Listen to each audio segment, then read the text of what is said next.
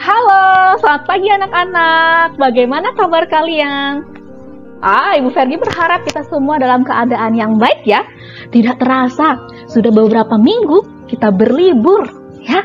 Sekarang adalah hari pertama kamu masuk sekolah di semester yang kedua. Ibu Ferdi berharap kita semua dalam keadaan yang baik dan sehat ya. Kita mau mulai hari ini dengan devosi bersama-sama. Hari ini kita mau devosi dari Amsal 21 ayatnya yang pertama.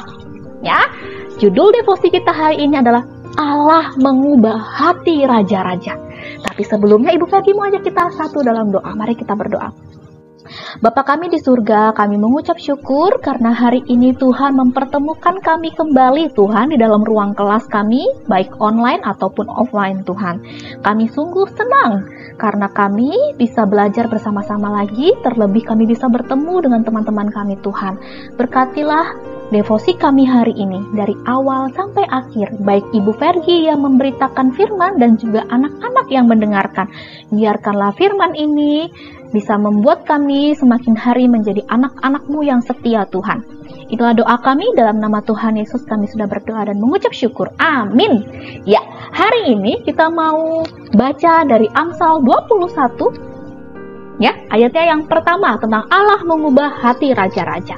Yuk buka Alkitabnya dari Amsal 21 ayatnya yang pertama nak.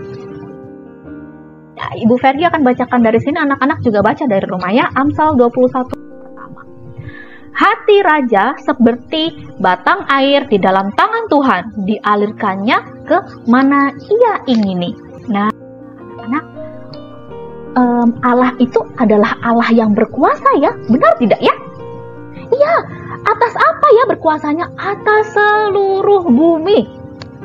Ya, bukan saja berkuasa atas umatnya saja, tetapi Allah juga berkuasa terhadap semua pemimpin yang ada di dunia. Ya, alam semesta siapa yang berkuasa? Allah. Kemudian pemimpin-pemimpin di dunia siapa yang berkuasa, Ibu Fergi? Ya, Allah juga. Jadi Allah berkuasa atas seluruh. Seluruh itu artinya semuanya ya. Bukan hanya umatnya saja nih, tetapi terhadap semua pemimpin yang ada di dunia. Nah, siapa yang berkuasa? Yaitu Allah ya. Nah, anak-anak, di dalam anugerah umum, Allah itu memberikan hikmat kepada orang-orang. Ya, Ibu Fergi, anugerah umum itu apa sih? Anugerah umum itu adalah anugerah yang Tuhan berikan kepada semua orang, baik yang percaya ataupun yang tidak percaya. Nah, kalau yang kepercaya Ibu Ferdi namanya anugerah apa? Kalau kepada orang yang percaya namanya adalah anugerah khusus. Kepada orang-orang yang percaya, siapa itu? Yaitu umatnya. Siapa itu? Kita. Nah, tetapi kalau anugerah umum itu adalah hikmat ataupun anugerah yang Tuhan berikan kepada orang-orang yang tidak percaya kepada Allah. Nah, Ibu Ferdi, berarti Tuhan memberikan hikmat bagi semua orang dong? Iya. Ya, kepada orang-orang yang tidak percaya juga iya. Ya, jadi Tuhan memberikan anugerah umum, memberikan hikmat kepada orang yang tidak percaya sebagai anugerah umum, dan hikmat kepada orang yang percaya sebagai anugerah khusus. Ya. Nah, anak-anak, Tuhan itu sangat mengasihi manusia. Allah itu mengasihi manusia. Semuanya. Ya, tetapi Ibu Ferdi, kalau para pemimpin itu melanggar, apakah Allah juga menghukum?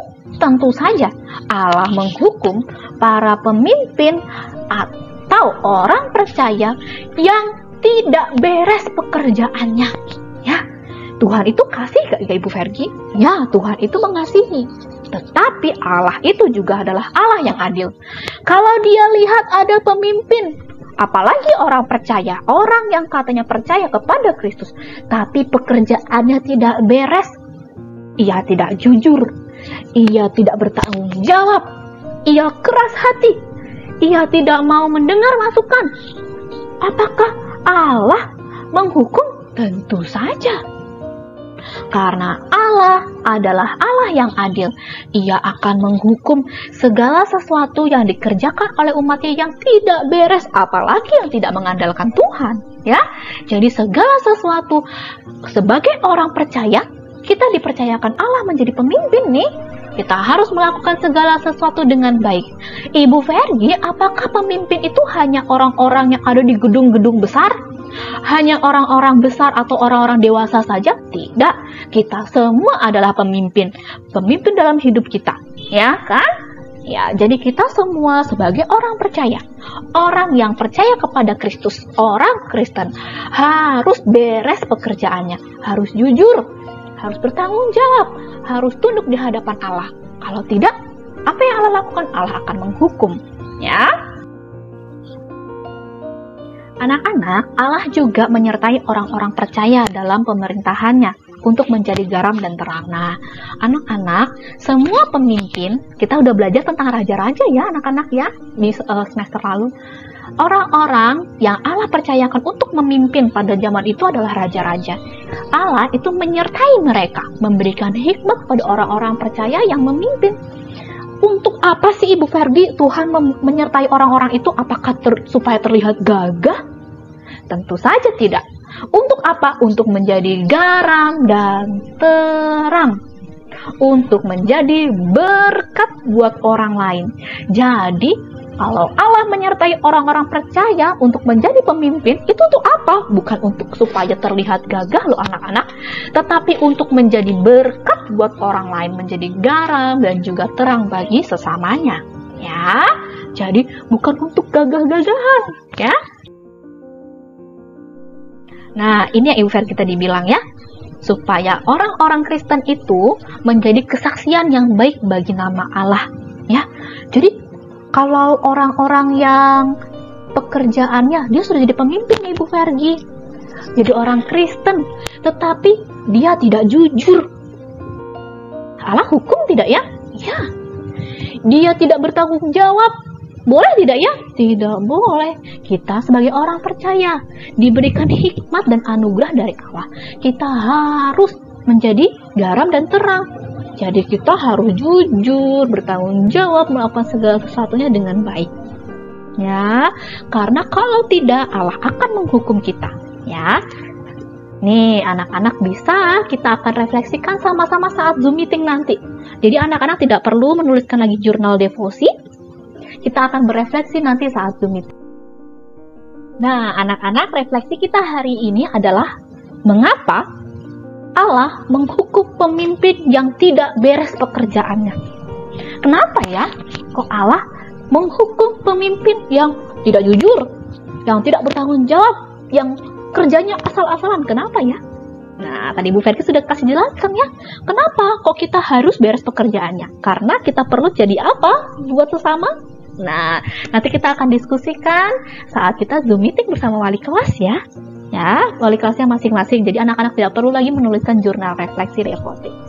Oke, hari ini sampai sini saja devosi yang Ibu Verdi mau sampaikan. Kita mau satu dalam doa. Mari kita berdoa. Bapa kami di surga, kami sungguh mengucap syukur karena Tuhan kembali memimpin kami untuk kami memasuki semester yang baru ini Tuhan. Kami semua mau bersama-sama belajar untuk taat dan setia sama pimpinan Tuhan dan proses di sekolah untuk kami belajar semakin hari semakin baik Tuhan. Kami mau semakin giat dalam belajar dan juga menaati firman Tuhan agar kami semakin hari diperlengkapi Tuhan dan kami bisa menjadi orang-orang yang berhikmat di dalam sekolah dan juga bagi lingkungan kami Tuhan. Terima kasih karena Tuhan sudah membimbing kami dalam kami devosi. Kiranya ini bisa menjadi perenungan yang baik bagi kami di awal semester ini Tuhan. Inilah doa kami dalam nama Tuhan Yesus kami sudah berdoa dan mengucap syukur. Amin. Terima kasih anak-anak sudah mendengarkan devosi hari ini dengan baik. Selamat bertemu di kelas online masing-masing bersama wali kelas kamu ya. Sampai jumpa.